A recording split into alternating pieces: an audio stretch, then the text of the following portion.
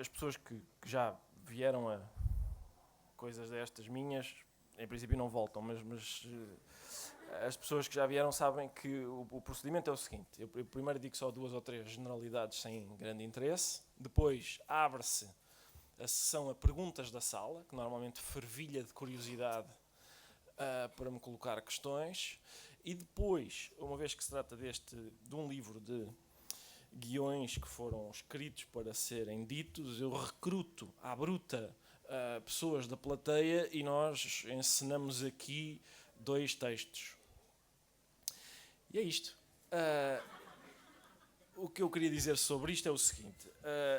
Este livro contém, digamos, 95% do meu trabalho. 95% do meu trabalho é escrever os textos que eu interpreto. Interpretá-los são os 5% que sobram. É aquilo a que eu dou menos importância.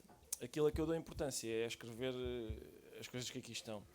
Eu não tenho muitos recursos. Como ator, não sou ator e, portanto, tenho fracos recursos. Não sei fazer 3 sotaques. Sei fazer de Saloio, Choninhas e Choninhas-Saloio.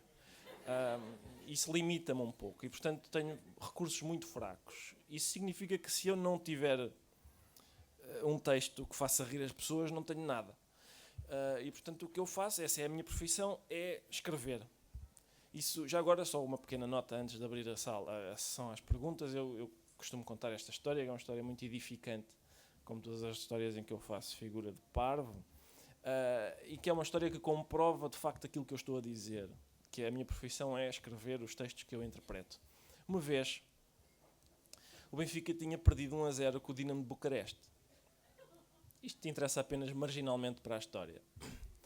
E eu fui levar um amigo a casa e à vinda estava aquelas primeiras chuvas e espatifei o carro todo lá numa curva. Batia à frente, atrás, batia em sítios que eu não sabia que era possível amolgar o carro. E nisto chega a GNR e faz aquelas perguntas do costume. Ora, profissão, idade, nome, profissão. Chega à profissão e eu digo, guionista. E diz o guarda, guionista, mas olha que você para guiar não tem jeito.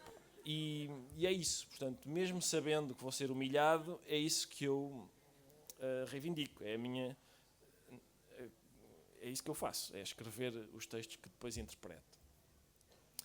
Muito bem, vamos a isto agora. Esta é a parte das perguntas.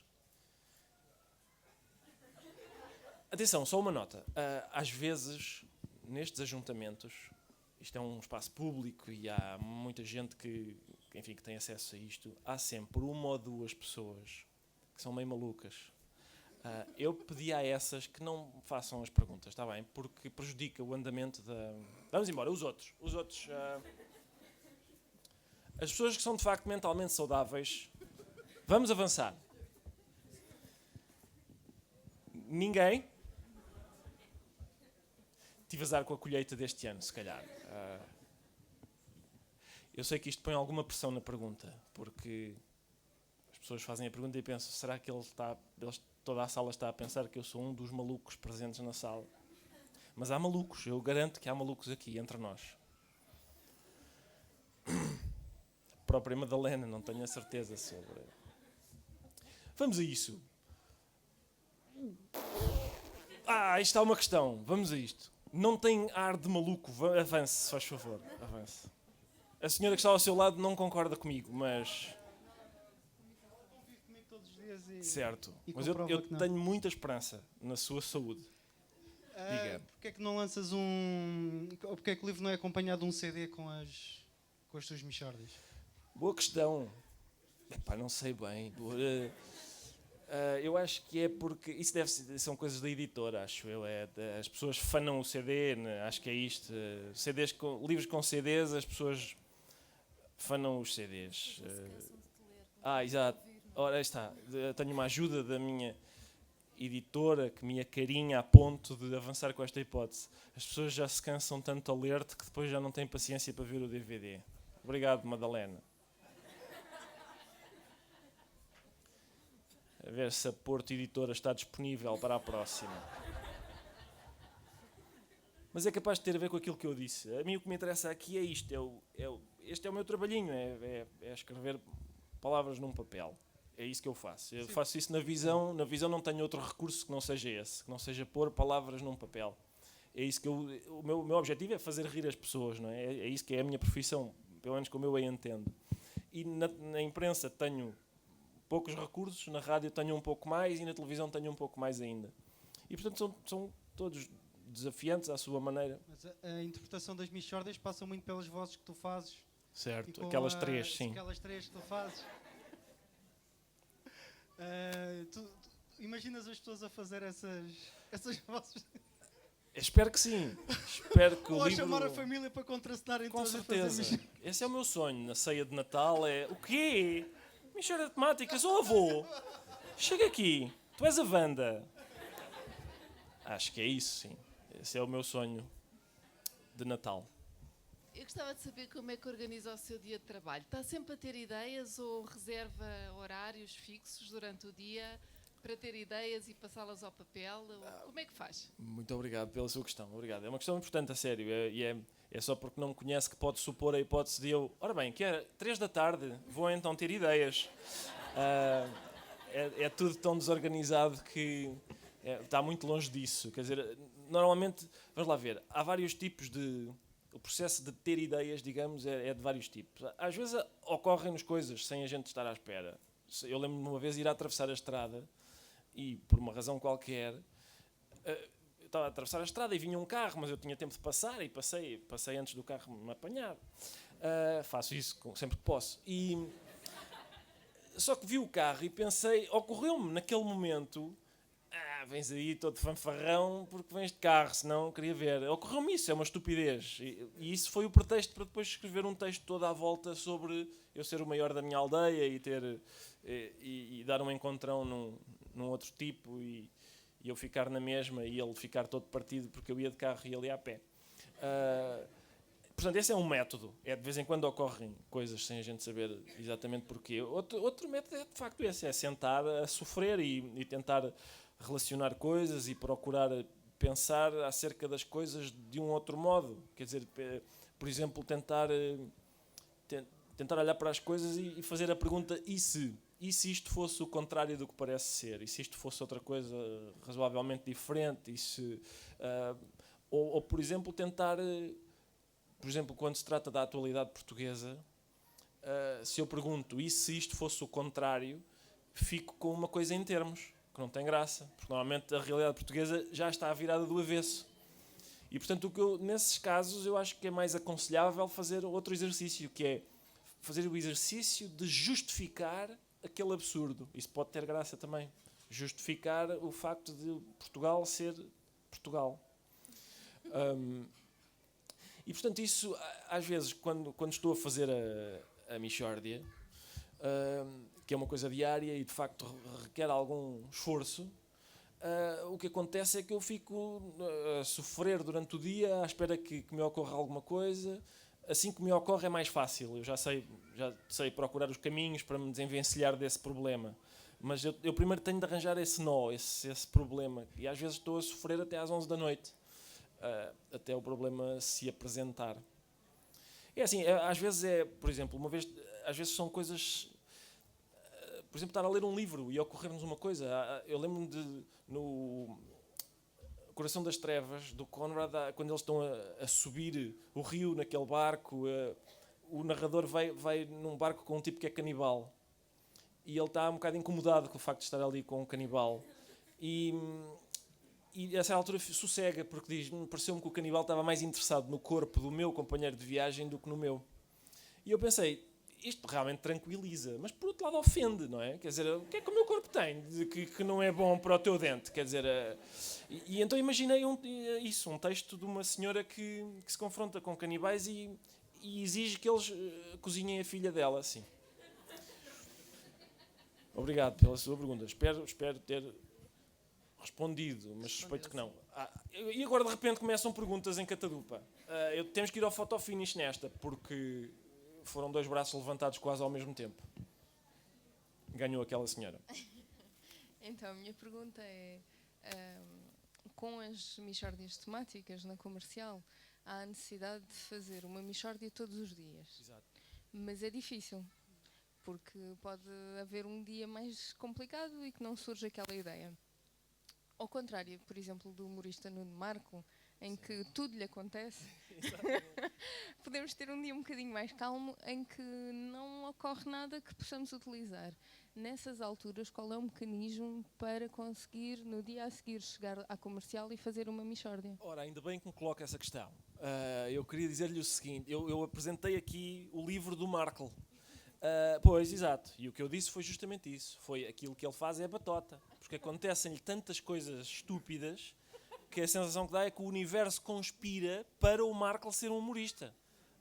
Ele no outro dia foi fazer um anúncio para a PSP e no fim de estar a conversar com a polícia durante algum tempo, assim casualmente pôs a mão nas calças e notou que tinha uma parte do corpo fora das calças.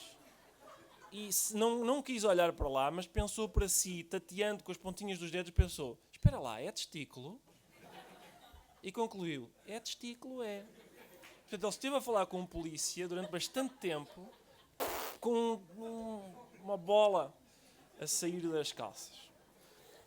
Uma vez que isso não me acontece, não tenho essas ofertas do alinhamento dos astros, tenho mesmo que fazer força para pensar em coisas quer dizer, o método era aquele que eu lhe estava a dizer, a minha vida, creio eu, é razoavelmente diferente das outras pessoas, e ainda bem, porque senão Portugal estava perdido, se toda a gente se dedicasse àquilo a que eu me dedico, que é, eu facilmente posso estar 2 horas a pensar sobre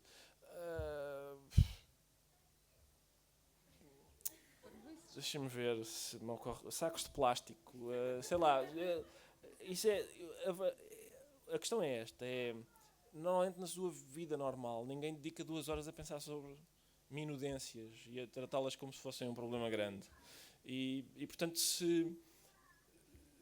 e ainda bem, porque assim sobra mais espaço para mim. Eu dedico-me a essas. Se eu abrir isto, de certeza que me vão. Por exemplo, as mais belas histórias com drogados. Eu fiz uma mixórdia que é isso, é as mais belas histórias com drogados.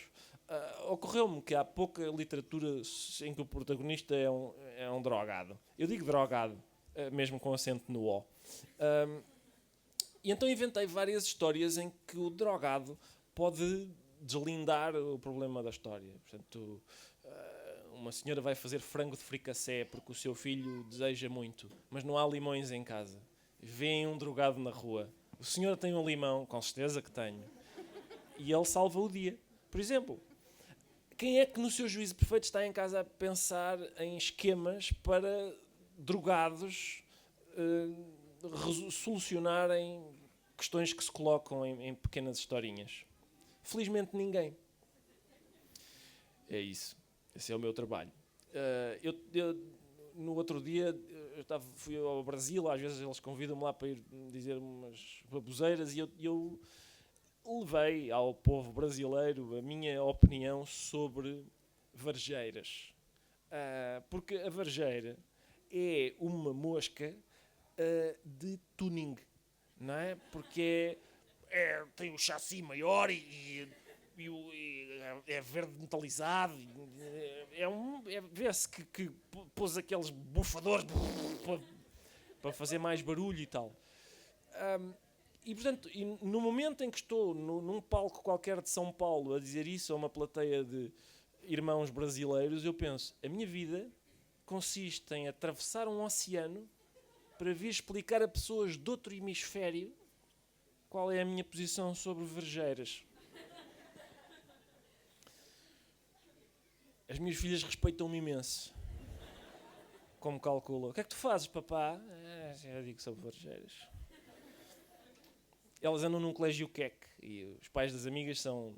Um é ministro da Economia, outro é... Enfim, coisas que interessam de facto. Eu reflito sobre varjeiras.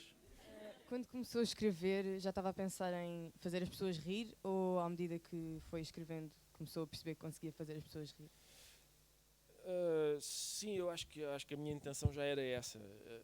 o que aconteceu foi que, quer dizer, eu sempre tive, eu gosto de ver o que acontece a uma pessoa quando ela se ri. Desde sempre, gosto de ver a convulsão da cara das pessoas quando lhes acontece aquilo. Eu acho que ninguém é feio a rir-se. Algumas pessoas são, mas eu acho sempre, há qualquer coisa salvadora no rosto de uma pessoa quando ela dá uma gargalhada, aquela contração, e fascinam-me sempre as pessoas que têm essa capacidade de sem tocar nas outras pessoas, provocarem uma convulsão física, às vezes bastante violenta. Uma vez eu falei com o Raul Solnado e eu disse, ele era encantador, o Raul Solnado, e eu uma vez perguntei-lhe: "Oh Raul, é verdade aquele mito de que o Raul matou uma pessoa na plateia? Ela riu-se tanto que morreu." E ele: "Não, foram 2. Mas," disse ele, houve uma senhora que se riu tanto que pariu no teatro. Por isso está 2-1. 2-1, não é mau, não é assim tão mau. E é isso. E portanto eu comecei assim, era isso que eu queria fazer. Eu gosto disso, de fazer rir as pessoas. Isso tem, eu acho que se eu levo algum avanço em relação às outras pessoas que não se interessam por isso, se eu levo algum avanço nisto de fazer rir as pessoas, é apenas por isso. É porque eu me dediquei durante mais tempo a isso. É porque eu vivia com a minha avó, que era uma velhota macambúzia, e eu achava que era meu dever fazê-la rir, porque o riso não é exatamente alegria, não é? As pessoas podem estar a rir e não estar alegres, mas parece, é uma espécie de, é como o sucedâneo de chocolate, está para o chocolate, parece mesmo que estão a rir. E a minha avó era muito séria, e ela tinha ficado viúva com 39 anos, já agora conto esta história, ela gostaria que eu dissesse o seguinte: ela tinha ficado viúva com 39 anos e tal, e era um tipo de pessoa que não volta a casar e não pode rir-se, é uma pessoa séria, e portanto eu arranjava várias estratégias para tentar fazer rir a minha avó, que era difícil, mas acabei por conseguir. E o que acontecia quando a minha avó ria, quando eu fazia rir a minha avó, era o seguinte: ela estava sempre na sua posição do costume, eu dizia um disparate qualquer e ele fazia assim: "Não tens graça nenhuma." Era só isto, eu só tinha direito a 1/100º de segundo de gargalhada, e a seguir sempre: "Não tens graça nenhuma." Portanto, eu estou muito habituado à crítica negativa desde há muito tempo. Eu responderia à sua questão de 2 maneiras. A primeira é, eu não posso preocupar-me com o facto de ser mal interpretado ou não, porque eu sei que tudo o que eu disser, quer dizer, a minha simples existência ofende pessoas, mas tudo o que eu disser vai ofender alguém. Eu sei disso porque toda a gente tem o seu quintal que é sagrado, e às vezes são coisas insuspeitas. Por exemplo, eu sei que se eu fizer uma piada sobre religião, eu vou receber cartas. Mas eu já recebi cartas a dizer: "Ei, não se goza com a Floribela." Portanto, toda a gente tem maneira de se ofender com coisas. Nós uma vez fizemos um sketch sobre o Magalhães, o computador Magalhães. Na altura ia ser a salvação de Portugal, e a gente ia vender tantos Magalhães que enfim, todos íamos enriquecer imenso. Então nós fizemos uma espécie de eucaristia dedicada ao Magalhães, em que fazíamos leituras do livro de instruções da JP Saccoto, naquele tempo a Drive, coisas dessas. E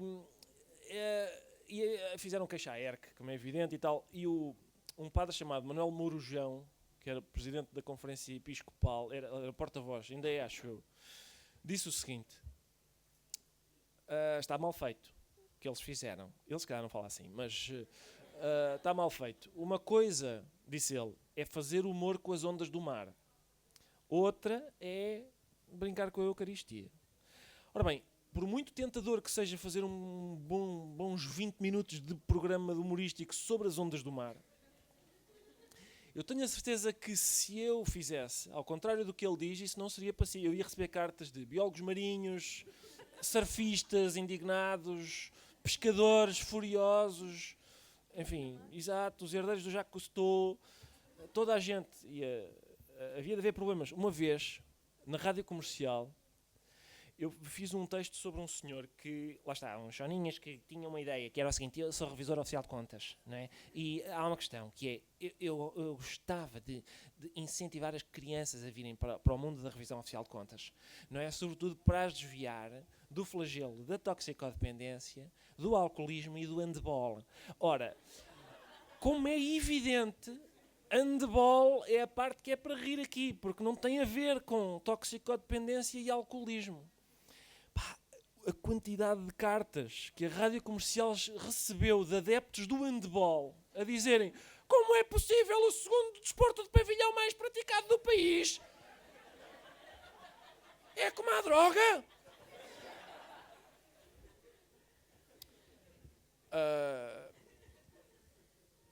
A segunda maneira de responder à sua questão é, num certo sentido, todo o humor é negro. Quer dizer, um ser humano rir-se é um espetáculo a seu modo macabro. Porque nós somos as únicas pessoas que sabem... Somos os únicos animais que sabem que vão patinar. E, portanto, o facto de convivermos com essa informação e ainda assim conseguirmos rir... Não, reparem, na verdade a nossa vida é a história de um tipo que vai da cela para a cadeira elétrica e vai a rir durante o caminho. Isso é absurdo. A única diferença entre nós e esse hipotético condenado é que o nosso caminho dura um bocadinho mais tempo, esperamos nós. Se eu continuar a falar tão depressa, arrebenta-me uma veia, se calhar, e não dura assim tanto. Vamos poupar o meu aneurisma e avançar, se calhar. Não tenho intenção nenhuma de não deixar passar. Nenhuma. Repare, eu não sou um jornalista. E não tenho vergonha nenhuma de ter opiniões, quer dizer, as pessoas são um ser humano, não sei se é uma novidade para alguém, mas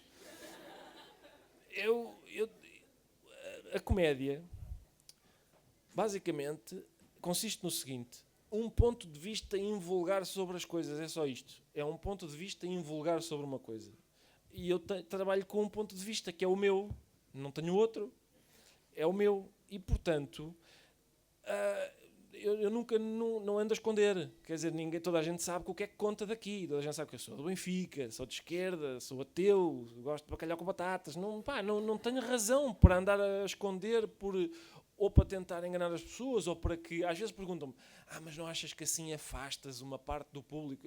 Primeiro, o público que se afasta porque, vamos supor, gosta de chanfana, enquanto eu gosto de bacalhau. Eu nunca vi isso acontecer. As pessoas dizerem: isto é engraçado, o que é do Benfica? Então não. Nunca vi. Não. E, na verdade, eu acho que a generalidade das pessoas não é energúmena. Eu vou muitas vezes ao Porto. A primeira coisa que me dizem no Porto é: você só tem um defeito. E eu digo sempre: aposto que se está a referir à minha única qualidade. E normalmente estão. Mas isso, quer dizer, isso não me separa das pessoas. Antes, pelo contrário, até me aproxima. Metem-se comigo mais por causa disso. Segundo, se isso me afastasse, eu não ia esconder na mesma. Quer dizer, a minha vida seria bastante triste se fosse um concurso de popularidade. Não digas que gostas disto, que é para as pessoas que não gostam. Não me passa pela cabeça fazer esse tipo de estratégia. Isto é a propósito de quê? Eu não lembro da sua questão. Da ideologia, isso é outra coisa. Já agora só para terminar isso. Muitas vezes, portanto, dizer que eu não escondo o que penso e que isso, é óbvio que isso transparece, é uma coisa. Agora, dizer, como às vezes já disseram, sobretudo em momentos bastante críticos, disseram: eles fizeram isto para intervir politicamente. Por exemplo, quando a gente fez o sketch sobre o professor Marcelo, toda a gente sabia que a gente votava sim no referendo, a gente não escondeu isso, e a gente fez um sketch sobre a posição do professor Marcelo, que se chamava Assim Não. E na altura as pessoas disseram: eles quiseram intervir politicamente. E não, a verdade é esta: nós fizemos aquilo porque achámos que tinha graça. Foi a única razão pela qual fizemos aquilo.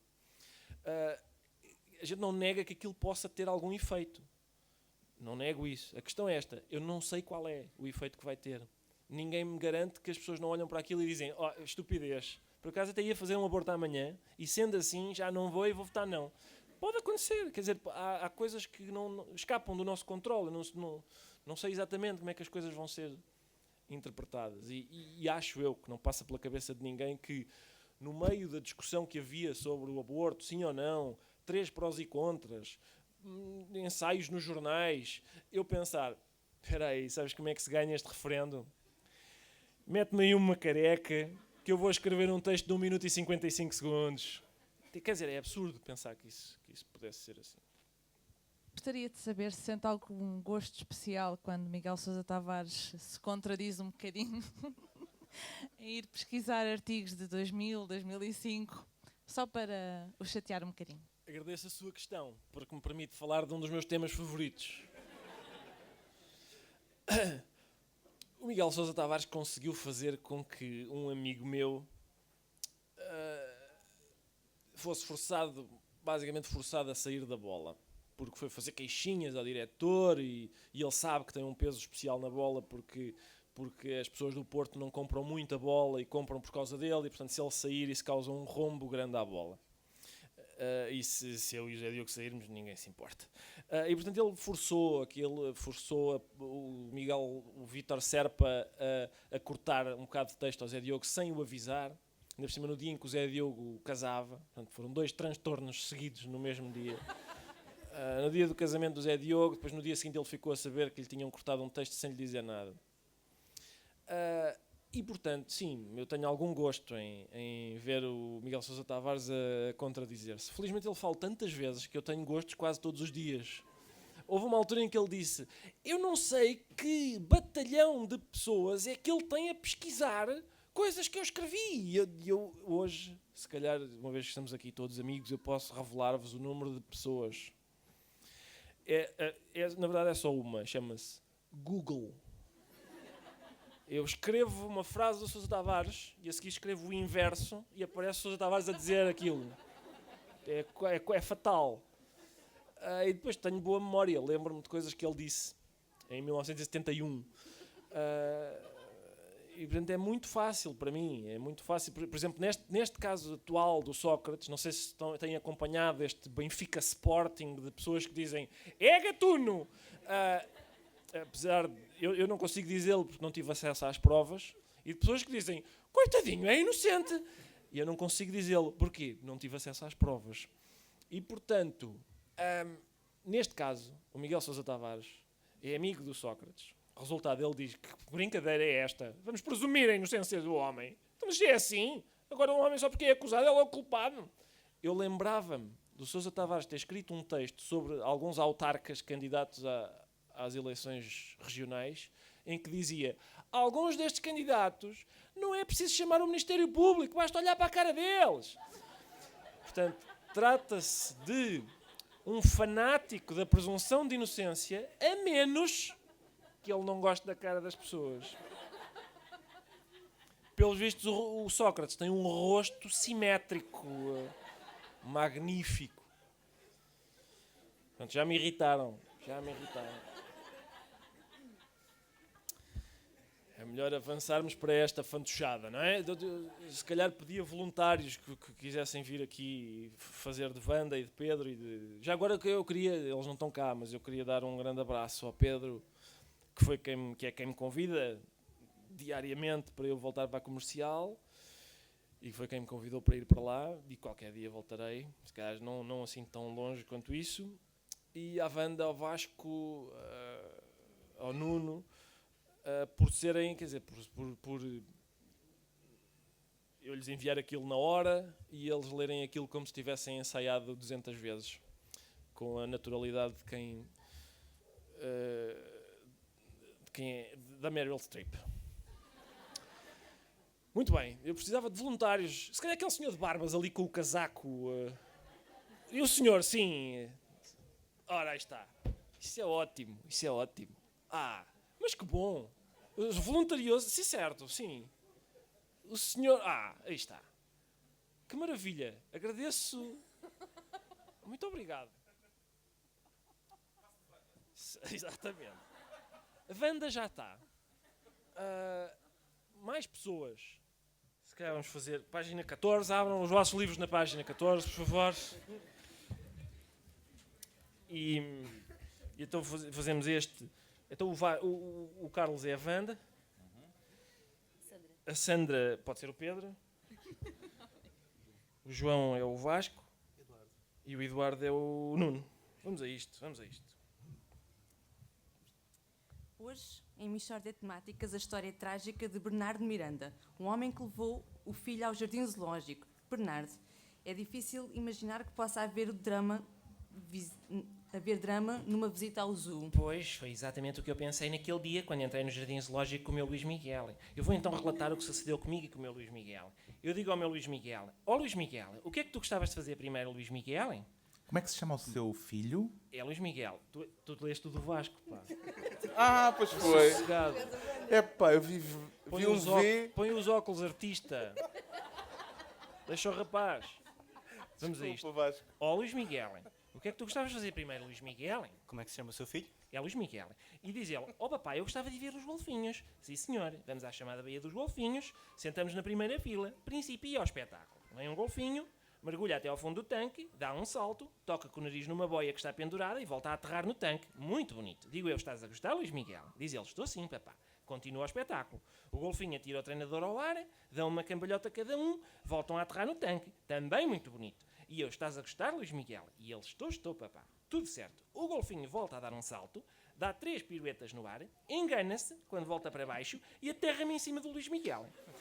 Começa tudo a gritar, obviamente. E digo eu: estás a gostar, Luís Miguel? E ele: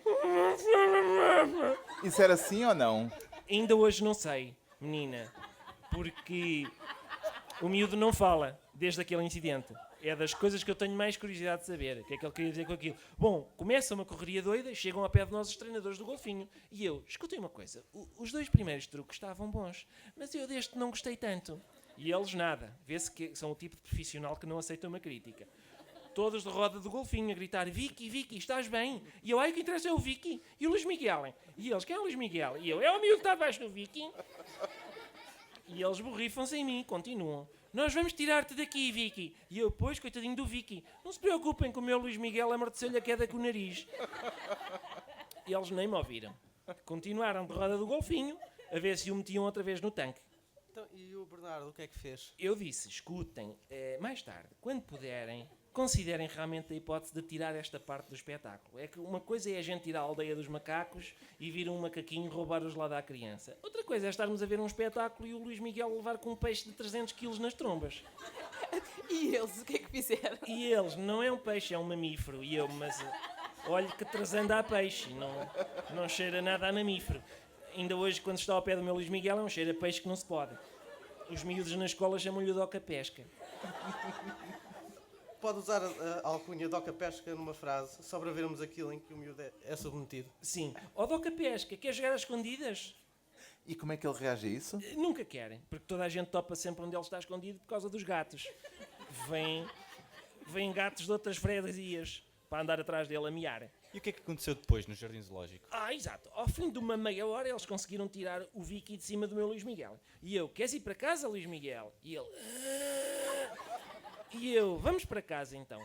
Mas antes fui à bilheteira e disse: olha, eu comprei aqui um bilhete, mas não pude usufruir, porque o meu Luís Miguel levou com um golfinho em cima e já não conseguiu ver o espetáculo das focas. De maneiras que era para saber se me devolviam o dinheiro. E diz o homem: não dá. Aliás, convívio com os golfinhos é mais 50 euros. E eu: mas olha que a iniciativa de conviver foi do Vicky. E o homem: o seu filho tem alguma doença respiratória? E eu: tem bronquite asmática. E ele: então foi o miúdo que o chamou. Porque a malta da bronquite, quando respira, faz um género de um apito que é muito semelhante ao chamamento dos golfinhos. E o Vicky ouviu chamar e quis ir acasalar com o puto. Todas as semanas vêm cá os bombeiros tirar o Vicky de cima de um asmático. De maneiras que são 50 euros. E eu: pronto, Luís Miguel, olha, já não levas o peluche. Para a próxima está sossegado.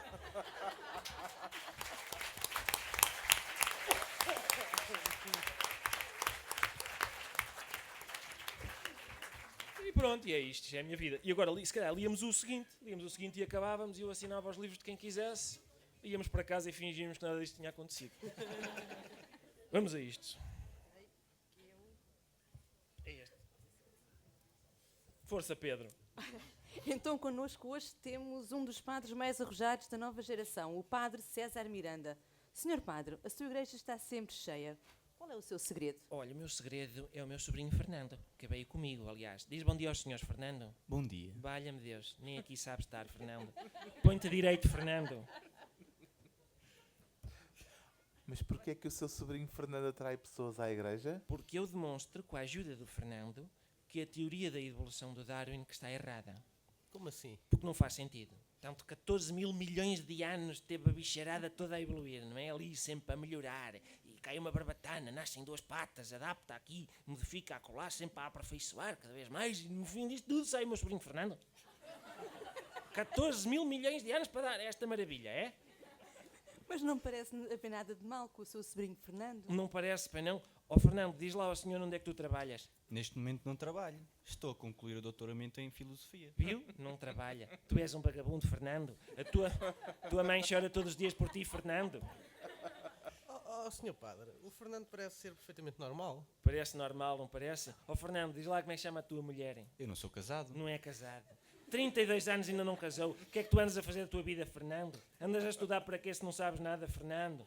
Quantos são 4 vezes 7, Fernando? 28. Tiveste sorte. Com um foeiro nas costas é que o teu pai te devia ter dado, que ainda ia a tempo de te endireitar, Fernando. Mas, ó Padre César, se o seu sobrinho Fernando prova que o evolucionismo está errado, a existência dele também acaba por ser uma crítica a Deus. Porque foi Deus que o criou. A gozarem. Deus criou o Fernando a gozarem. Ai, não tenho dúvidas nenhumas. Isto que aqui está só pode ter sido feito na brincadeira. A minha irmã, quando era nova, ninguém a parava em casa. Era arraiais, era festas, era tudo. E eu disse-lhe, Albertina, olha que Deus castiga tanta galerice. Mas longe de imaginar que o castigo havia de ser tão pesado, que isto é uma partida um bocado forte. Olha para isto. Tu quando é que fizeste a primeira comunhão, Fernando? Não fiz. Eu questiono a existência de Deus. Questionas, não é? O seu Fernando questiona Nosso Senhor. Uma chapada nas ventas é que tu merecias, Fernando. E Deus para si está acima de qualquer crítica, Padre César? Menina, pode-se...